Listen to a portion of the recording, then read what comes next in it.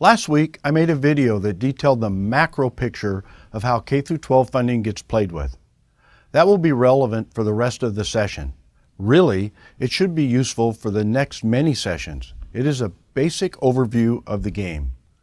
What I'm saying today is a little more time sensitive, but I'm going to show you how to understand what stage we're in and why certain things were said and done. As you know, the Senate passed a low K-12 education budget last Monday in a party line vote. It took over 5 hours. 3 attempts to increase funding by my party were shot down. We offered some sensible revenue creators like forest management and scaling back on outdated subsidies to get more money for schools. Democratic leadership didn't disagree. They just lobbed out claims that we want to defund prisons and emergency services. They just dreamed up things that would be awful to cut and acted like Republicans are all for doing that.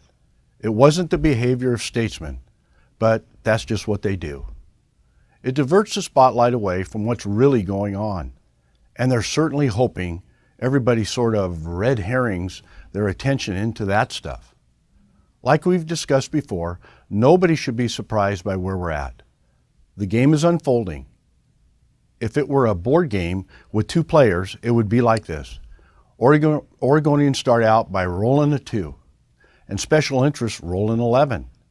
The culture of paying back groups at the expense of Oregonians is higher than ever in Salem. Now, just because a low K-12 budget passed and all our attempts to increase it were shot down, doesn't mean we give up all hope. There's plenty of money in the general fund to do this without a new tax or a repeal of the kicker. We are just in phase 1 of the game. Certain colleagues and I are busy working to find every opportunity to keep pressing for more school money.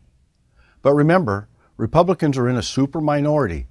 People have to plead with Democratic leadership that schools can't just be content with $7.255 billion.